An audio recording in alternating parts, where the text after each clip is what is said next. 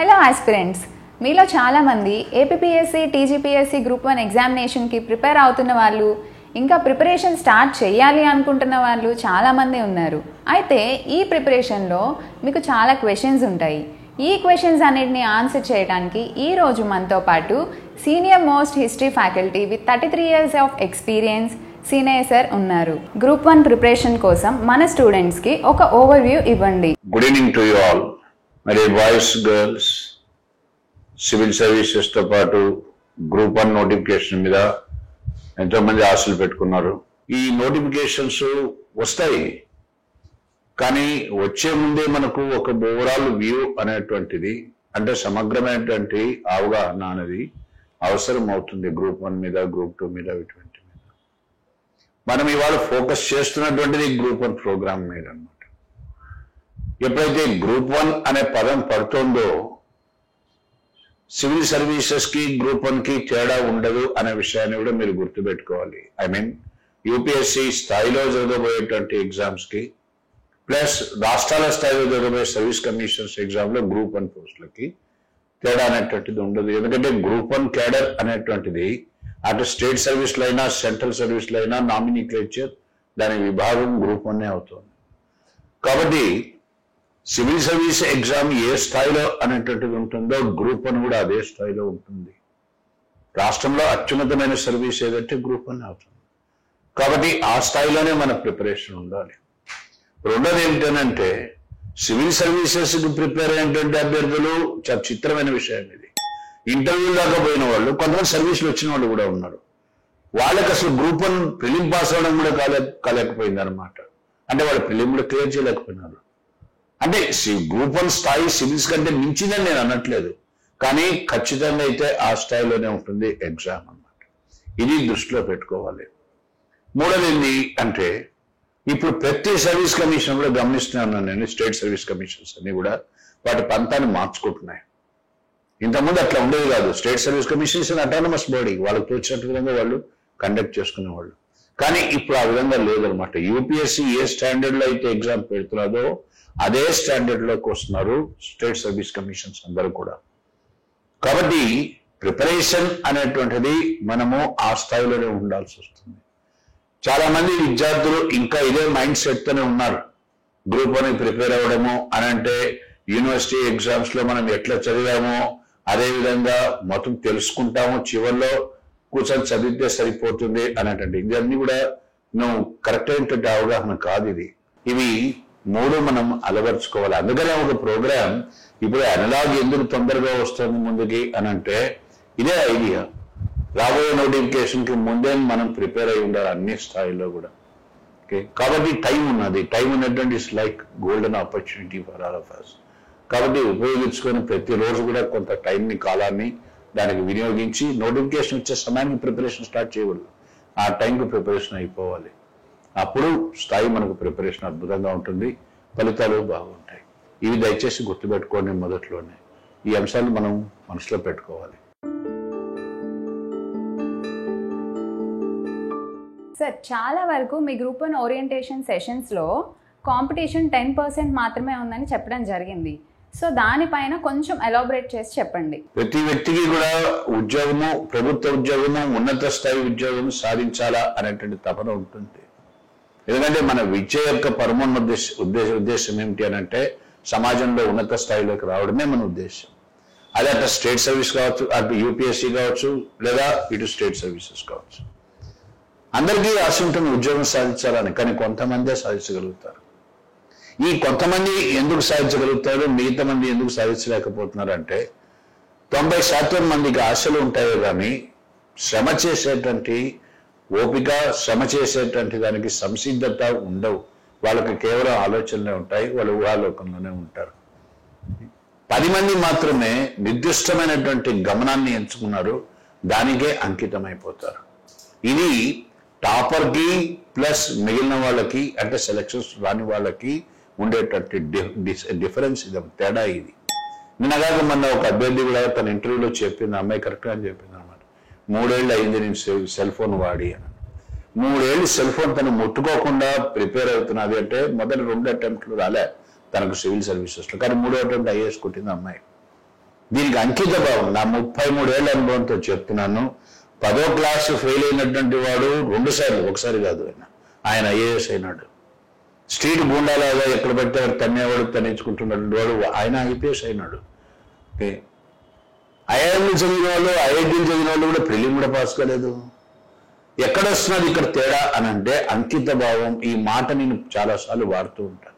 ఈ అంకిత భావం అనేటువంటి ఆలోచన నీలో పడిపోయింది అని అంటే ఇంకా నిన్ను ఎవరు ఆపలేరు. నీకు అదే లోకం అయిపోతుంది. అదే లోకం అయిపోయింది అంటే అది సివిల్ సర్వీస్ ప్రిపరేషన్ కానీ, గ్రూప్ 1 కానీ నీకు తెలియకుండా ఆ స్థాయికి నువ్వు వెళ్ళిపోతావు. తర్వాత నీకు తెలుస్తుంది ఎప్పుడోకప్పుడు, అరే ఎంత తొందరగా అయిపోయింది, ఇంత క్విక్గా వచ్చింది అని. ఎందుకు జరుగుతుంది ఈ మార్పు అంటే దాంట్లోనే నువ్వు లీనం అయిపోయినావు కాబట్టి. నేను అదే చెప్తుంటాను, 10 మంది మధ్య 10% మధ్యలోనే పోటీ పరీక్షలకు తత్వం ఉంటుంది, కాంపిటీషన్ ఉండేది. 90% మంది అనేటువంటి వాళ్ళకి పాపం ఆశలు ఉంటాయి కానీ నెరవేర్చుకునేటువంటి ఆలోచన తీరు ఉండదు అనమాట, క్రమశిక్షణ ఉండదు. It is all mind game. నేను వాడుతున్న పదాన్ని దయచేసి గుర్తుపెట్టుకోండి, మైండ్ గేమ్ ప్లస్ ఒక విధమైనటువంటి జీవన విధానం, కల్చర్. మా ప్రొఫెసర్ గారు చెప్తుండేవాడు, సివిల్ సర్వీస్ ప్రిపేర్ అవ్వడం అంటే అందరికీ సివిల్ సర్వీస్ వస్తుందని కాదు, గ్రూప్ 1 ప్రిపేర్ అయ్యే వాళ్ళందరికీ గ్రూప్ 1 వస్తుందని కాదు, కానీ ఒక ఆలోచన తీరైతే ఏర్పడుతుంది, ఒక జీవన విధానం ఏర్పడుతుంది. యూనివర్సిటీలో మనము చాలా అరుదుగా ఉంటుంది, డిగ్రీ కాలేజీలో కానీ యూనివర్సిటీలో కానీ క్లాసెస్ పూర్తిగా వినడము, ఓపికగా కూర్చొని నోట్స్ రాసుకోవడము ఇవన్నీ. కానీ ఇప్పుడు అట్లా కుదరదు కదా, కంపల్సరీగా క్లాస్లో కూర్చోవాలి, నువ్వు వినాలి, చక్కగా శ్రమపడాలి, లేకపోతే జీవితమే దెబ్బతింటాం కదా.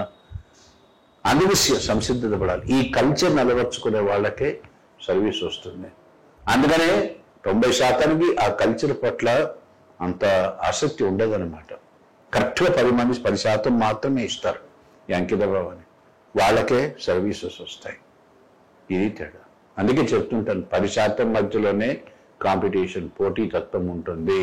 నువ్వు ఆ 10%లో ఉంటావా లేవా? This is the difference. Sir, history అనేది చాలా లెందీ సబ్జెక్ట్. ఎగ్జామ్లో ఎక్కువ స్కోర్ చేయడానికి సబ్జెక్ట్ అప్రోచ్ ఎలా ఉండాలి? ఇప్పుడే చెప్పాను మీకు, సివిల్ సర్వీసెస్ కైనా గ్రూప్ 1 కైనా స్థాయి ఒకటే ఉండాలి. ఏ కాంపిటేటివ్ ఎగ్జామ్ కైనా దయచేసి గుర్తుపెట్టుకోండి, స్థాయి ఉన్నతంగా ఉండాలి. ఉన్నప్పుడు ఏమవుతుంది అని అంటే మనం 10 మార్కులకి మనం 10కి 10 రావాలనే ప్రయత్నంలో ఉన్నామంటే కనీసం 8 దగ్గర తేలుతాం మనం. ప్రతి సబ్జెక్టు ఎంత ఎలాబొరేట్ సబ్జెక్ట్ అయినా, ఎంత తక్కువ సబ్జెక్ట్ అయినా అక్కడ గుర్తించుకోవాల్సిందంటే కొన్ని జీవనాడులు ఉంటాయి ప్రతి సబ్జెక్ట్కి కూడా. ఆ జీవనాడిని పట్టుకోవాలి మనం. ప్రతి టాపిక్ లో 3-4 ముఖ్యమైన అంశాలు ఉంటాయి. వాటిని నువ్వు ఫింగర్ టిప్స్ మీద, నీ చేతి మునివేళ్ల మీద ఇట్లా ఉండాలన్నమాట. వాటి మీద సాధన చేసి ఎప్పుడైతే వాటి మీద పూర్తి అవగాహన వస్తుందో అదే అసలు సిసలైన ప్రిపరేషన్. మరి అవి ఏంటి, ఆ టాపిక్స్ ఏమిటి, ఆ ఏరియాస్ ఎక్కడి నుంచి, గ్రూప్ 1 కానీ సివిల్స్ కానీ క్వశ్చన్స్ ఎక్కడి నుంచి వస్తాయి అంటే ఇప్పుడు పంతా మారిపోయింది. ఎట్లా మారిపోయింది పంతా?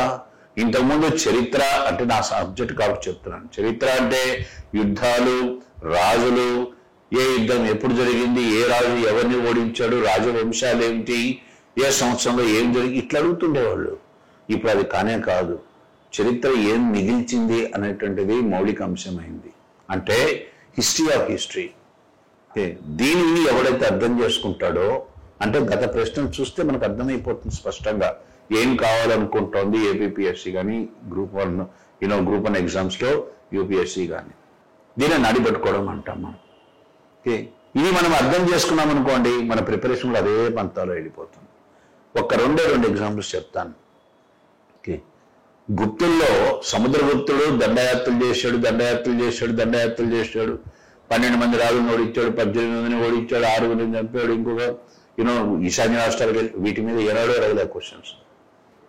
కానీ శూద్రకుడు రాసిన నాటకం మీద 2 సార్లు వచ్చిన క్వశ్చన్, నృత్యఘటికం. ఒక వేశ్య ఒక బ్రాహ్మణుడి యొక్క ప్రేమలో పడ్డం సమాజానికి నిదర్శనం, అదొక రిఫ్లెక్షన్ అన్నమాట. సమాజం దాంట్లో ప్రతిబింబిస్తుంది ఆ నాటకంలో. చివరిగా వేశ్యని శిక్షించారు, బ్రాహ్మణుని శిక్షించారు. గుప్తుల కాలం నాటి పరిస్థితి అనేటువంటిది నాటకంలో చాలా స్పష్టంగా చూపిస్తున్నాడు. ఆ నాటకం ముఖ్యమవుతుంది ఏపీపీఎస్సీ కానీ లేదా గ్రూప్ 1 అంటే సంస్కృతి అనేది ముఖ్యం అన్నమాట.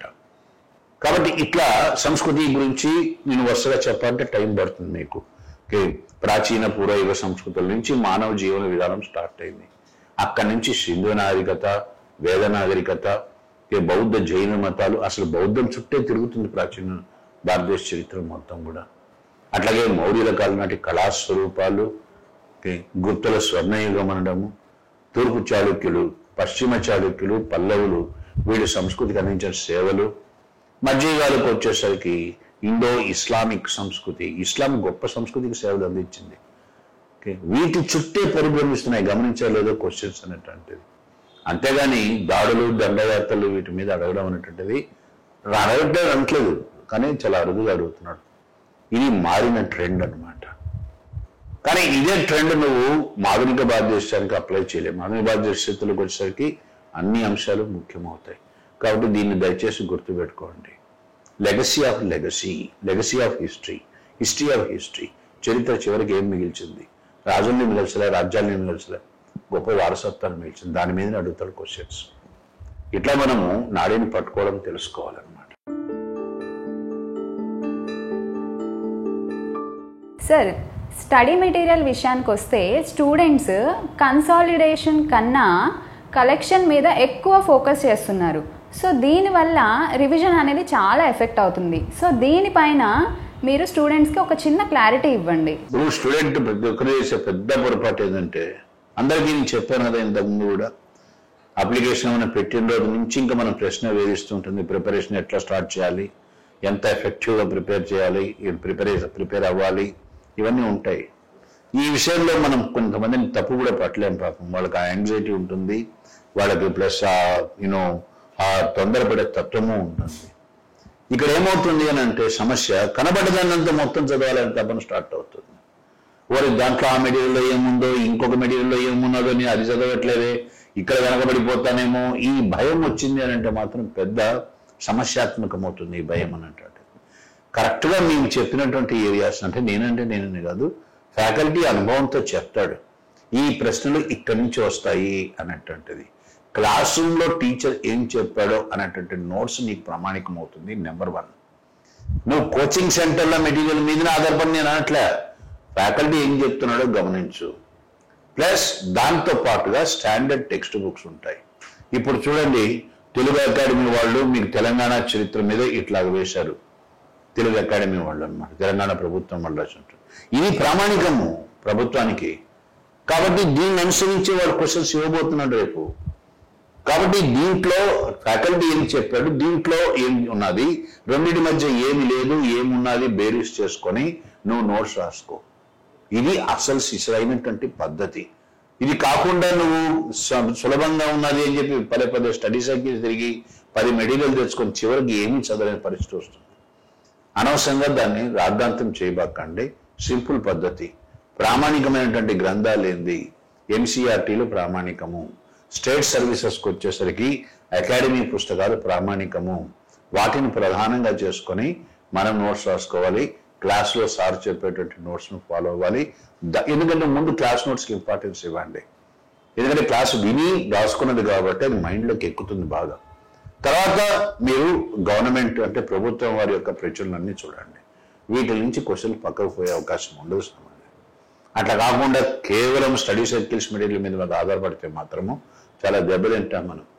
యూపీఎస్సీ కానీ ఏపీపీఎస్సీ విధానం ఏంటంటే కోచింగ్ సెంటర్లను ఎంకరేజ్ చేయకూడదు. ఇదే వాళ్ళ విధానం. పిల్లల చేత చదివించాలి బేసిక్ పుస్తకాలు. వాళ్ళు రాసింది ఎందుకు ఇది, వాడు చదివి రావాలి. కానీ ఇది చదవకుండా వేరే పుస్తకాలు చదివిపోతే ఎట్లాగా? కాబట్టి ప్రామాణికమైనటువంటి గ్రంథాలను మీరు తప్పకుండా చదవండి. అవేమిటి అంటే మీ అకాడమీస్ పబ్లిష్ చేసినవి, గవర్నమెంట్ వారి పబ్లికేషన్స్, ప్రభుత్వ పబ్లికేషన్స్, అవి చదివి ఏ ఎగ్జామ్కైనా ప్రిపేర్ అవ్వండి. సులభమే, కష్టమేం లేదు. అనవసరంగా మనం కాంప్లికేట్ చేస్తాం అంతే. సార్, స్టూడెంట్స్లో ఒక బిగ్గెస్ట్ క్వశ్చన్, గ్రూప్స్ అంటేనే ఎక్కువ చదవాలి, ఫుల్ టైం ప్రిపరేషన్లో ఉండే వాళ్ళకి ఎక్కువ టైం వస్తుంది, జాబ్ చేసే వాళ్ళకి మాత్రం చాలా తక్కువ టైం వస్తుంది. సో ఇవన్నీ ఆస్పెక్ట్స్ కన్సిడర్ చేసి మీరు ఒక ఐడియల్ టైమ్ ఆఫ్ ప్రిపరేషన్ అనేది ఒకసారి చెప్పండి. బేసిక్గా ఈ క్వశ్చనే అర్ధరహితమైంది అన్నమాట. ఈ క్వశ్చన్ ఇన్ని గంటలు చదవాలా అనేటువంటి ప్రశ్న రాకూడదు. మీ పరిస్థితి ప్రకారం నువ్వు ఎన్ని గంటలు చదవగలుగుతావు ఆలోచన కరెక్ట్గా కేంద్రీకరించి, అది నీ ప్రిపరేషన్ విధానం. చాలా ఎందుకు వస్తుంది ఇట్లాంటి క్వశ్చన్ అని అంటే, కొంతమంది సెలక్షన్ వచ్చిన వాళ్ళు నేను 18 గంటలు చదివాను, 14 గంటలు చదివాను, ఇంకొంతమంది అయితే అసలు నిద్ర కూడా పోకుండా చదివారు. ఇవన్నీ కూడా ఏంటంటే వాళ్ళు చేసి ఉండొచ్చు, చదివి ఉండొచ్చు, అది వాళ్ళ అనుభవం. కానీ అది నీకు వర్తిస్తుందా? నీకు వర్తించదు కదా. ఇప్పుడు మీరు అన్నారు గవర్నమెంట్ ఉద్యోగానికి పోయే వాళ్ళు ఉన్నాడు అని.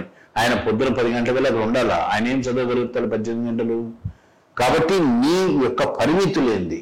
మీ పరిమితుల్లో ఇంకొక మాట కూడా చెప్తున్నాను, దయచేసి అర్థం చేసుకోండి. ఇన్ని గంటలు చదవాలనేటువంటిది పెట్టుకోబాకండి. కరెక్ట్గా ఎఫెక్టివ్ ప్రిపరేషన్ అనేటువంటిది మేము విశ్లేషణ చేసిన దాని ప్రకారం చెప్తున్నాను మీకు. 3-4 గంటల కంటే అవసరం లేదు. 3-4 గంటలు వేరే పరిచయం అంటే వేరే డిస్టర్బెన్స్ లేకుండా, ఏ రకమైనటువంటి విఘ్నాలు లేకుండా నువ్వు ఏకాగ్రతగా కూర్చొని చదువుతున్నావంటే అది చాలా గొప్ప విషయం అన్నమాట. అది 3-4 గంటలు చదవడం రోజుకి.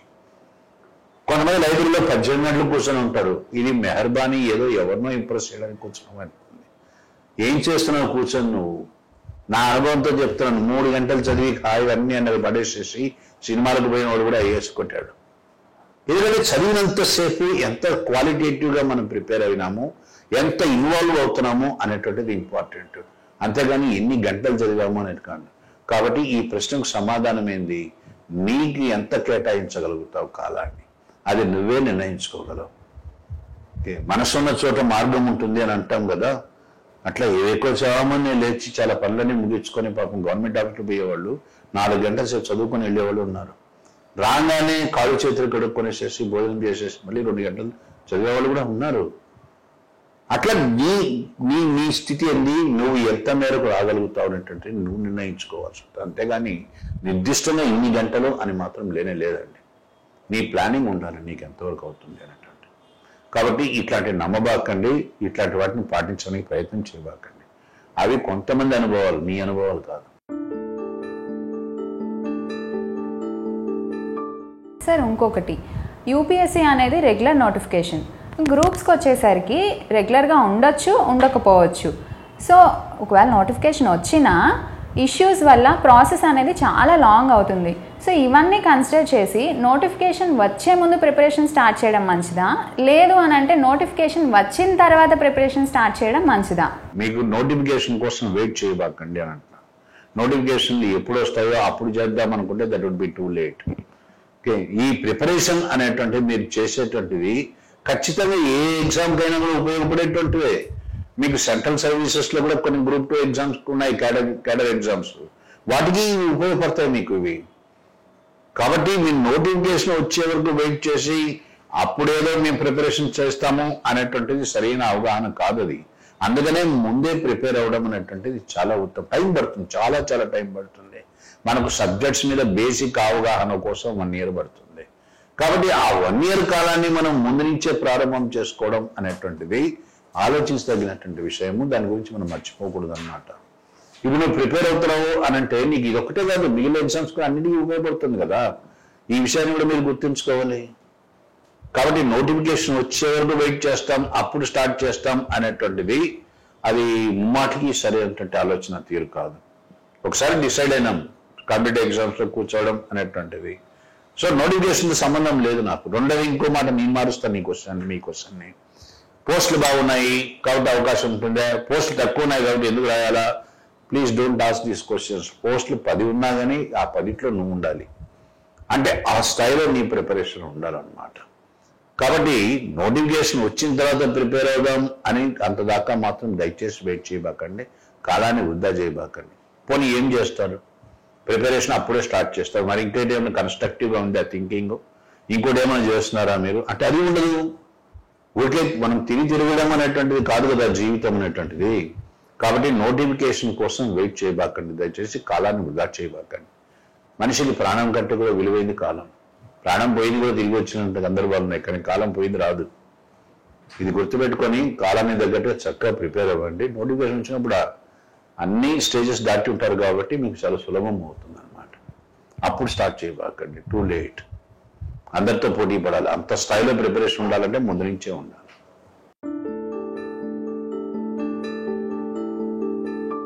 సార్ ఇప్పుడు యూపీఎస్సీ అయినా గ్రూప్స్ అయినా సెకండ్ స్టేజ్ అనేది ఆన్సర్ రైటింగ్. సివిల్ సర్వీసెస్కి ప్రిపేర్ అయ్యే స్టూడెంట్స్ గ్రూప్ 1 మెయిన్స్ రాసినప్పుడు చాలా తక్కువ మార్క్స్ రావడం చూసాం. అది ఎంతవరకు కరెక్ట్? సివిల్స్ ప్రిపేర్ అయ్యేటువంటి వాళ్ళు ఇంటర్నేషనల్ ప్లస్ నేషనల్ స్థాయిలో ఎగ్జాంపుల్స్ ఇస్తారు. సబ్జెక్టు పరంగా చాలా ఉన్నతమైనటువంటి చాలా డీప్గా ఉండేటువంటి ఆలోచన తీరుతో సమాధానాలు రాస్తారు. కానీ అట్లా రాస్తే గ్రూప్ 1లో ఒక్కోసారి నెగిటివ్ మార్కింగ్ పడుతుందన్నమాట. ఎందుకు వస్తుంది నెగిటివ్ మార్కింగ్ అని అంటే, దురదృష్టవశాత్తు ఇది నేను అనకూడదో అనకూడకూడదో అనాలో తెలియటం నాకు, దిద్దే వాళ్ళ స్థాయి మీద కూడా అనుమానాలు ఉంటాయి. వీళ్ళకి అంతంత పడేపోయినో అంత డెప్త్ అండర్స్టాండింగ్ ఉంటుంది, డీప్ అండర్స్టాండింగ్ ఉంటుంది అని నేను అనుకోవట్లేదు అనమాట. సివిల్స్ ప్రిపేర్ అయ్యే అభ్యర్థి చాలా అద్భుతంగా ప్రిపేర్ అవుతాడు. చక్కటి సబ్జెక్టు బేసిక్స్ మీద కమాండ్ ఉంటుంది ఆయనకి. ఆ స్థాయిలో మళ్ళీ గ్రూప్ 1కు రాస్తే అది మొదటికే దెబ్బ కొట్టే ప్రమాదం కూడా ఉంటుంది. అంటే కరెక్ట్ చెప్తే గ్రూప్ 1కి బేసిక్సే కావాల్సి వస్తుంది. సివిల్స్కి బేసిక్స్తో పాటు క్రిటికల్ అప్రైజల్ అవసరం అవుతుంది. అండర్స్టాండ్? అందులో అప్రైజల్ కూడా నేషనల్ ఇంటర్నేషనల్ స్థాయిలో సబ్జెక్ట్తో బాగా పర్ఫెక్ట్ ఉండేటట్టు ఎగ్జాంపుల్స్ కావాల్సి వస్తుంది. ఆ స్థాయిలో మనం ఇవ్వాల్సిన అవసరం లేదు. గ్రూప్ 1కి బేసిక్స్ అనే దాని మీద కమాండ్ ఉంటే సరిపోతుంది. ఇది తెలియకుండా మనము సివిల్స్ స్థాయిలోనే రాద్దాం అనుకుంటే పొరపాటు అవుతుంది. ఇది చాలా మంది చేసే పెద్ద పొరపాటు. మంచి క్వశ్చన్ అడిగారు మీరు. ఏమిటిది అని అంటే, ఎందుకు వస్తుంది తేడా అనంటే, సివిల్స్ స్థాయిలో సమాధానం రాస్తే ఒక్కొక్కసారి ఎగ్జామినరే కూడా అర్థం చేసుకునే పరిస్థితి కూడా వస్తుంది. మేము అట్లాగే కొన్నిసార్లు గ్రూప్ 1 అంటే ఓరియంటేషన్ డిఫరెంట్గా పెడతాం ఎగ్జామ్ పాయింట్ ఆఫ్ వ్యూ. ఎందుకంటే ఆ స్థాయిలో రాస్తే ఎగ్జామినర్కే తెలియకపోయిన పరిస్థితి కూడా వస్తుంది ఒక్కోసారి. అందువల్ల క్యాండిడేట్ దెబ్బతినిపోయే ప్రమాదం ఉంది పెర్ఫార్మెన్స్. కాబట్టి గ్రూప్ 1 స్థాయిలో బేసిక్స్ మీదనే కాన్సన్ట్రేట్ చేయండి. యూపీఎస్సీ స్థాయిలోకి వచ్చేసరికి మోస్ట్ అడ్వాన్స్డ్ కాన్సెప్ట్స్ రాస్తే కూడా యూపీఎస్సీ అప్రిషియేట్ చేస్తుంది. కానీ అంత అప్రిసియేషన్ మనం we cannot expect from APSC or Telangana state service commission. దీనికి సంబంధించి ఇంకా కొంచెం ప్రొలాంగ్ చేస్తాను. బాగా సమాధానం రాయాలా అని చెప్పి గ్రూప్ 1 రాసేటువంటి వాళ్ళు, సివిల్స్ రాసిన వాళ్ళు క్రయోజెనిక్స్ అనే పదాన్ని ఒక్కొక్కసారి మోస్ట్ అడ్వాన్స్డ్ టెక్నికల్ వర్డ్స్ వాడతారు. ఈ క్రయోజెనిక్స్ అనే పదానికి అర్థం ఎంతమందికి తెలుసు? విద్యావాళ్ళకి, ప్రొఫెసర్లే, రీడర్లే. కానీ అక్కడ వాళ్ళకి అర్థం కాలేదు కాబట్టి నువ్వేదో మిస్గైడ్ చేస్తున్నావు అని అనుకొని కొట్టేసిన సందర్భాలు కూడా ఉన్నాయి. చెప్తున్నాను ఇవన్నీ కూడా. కాబట్టి మనం ఏంటంటే ఎంతవరకు పోవాలో అంతవరకే పోవాలి. బేసిక్స్ మాత్రమే. వాళ్లకు ప్రామాణికమైనటువంటి గ్రంథాలు ఇవే. ఈ పరిధి దాటిపోబాకండి. పరిధి దాటిపోతే మొదటికే ప్రమాదం. అందుకే కొన్ని చోట్ల అసలు నాకు అర్థం కానిది ఏంటంటే, యావరేజ్ స్టూడెంట్ గ్రూప్ 1 ఇంటర్వ్యూకి సెలెక్ట్ అయ్యాడు. మేధావైనటువంటి వాడు గ్రూప్ 1లో కూడా ఫెయిల్ అయిపోయినాడు. ఎక్కడ వస్తుంది తేడా అంటే ఇక్కడే వస్తుంది. వాడు చాలా స్టాండర్డ్ సమాధానం రాస్తున్నారు. అది ఇంప్రెసివ్గా అనిపించట్లేదు వాళ్ళకి. ఎందుకంటే వాళ్ళ స్థాయి ఏంటంటే అనుమానాస్పదమే. కాబట్టి ఈ ప్రమాదకరమైన పరిస్థితి ఉంది. సిలబస్ ఇచ్చేవాడు ఒకడు, క్వశ్చన్ పేపర్ ఇచ్చేవాడు ఒకడు, దిద్దేవాడు ఇంకొకడు. వీళ్ళ ముగ్గురి మధ్య కొహెషన్ లేదు ఇక్కడ. ఇది ప్రమాదకరం. కానీ ఏం చేయలేము మనం, we cannot do anything about it. కాబట్టి బేసిక్స్కి పరిమితం అవ్వండి గ్రూప్ 1 రాసేటప్పుడు మాత్రం. Thank you so much for your valuable time and input, sir.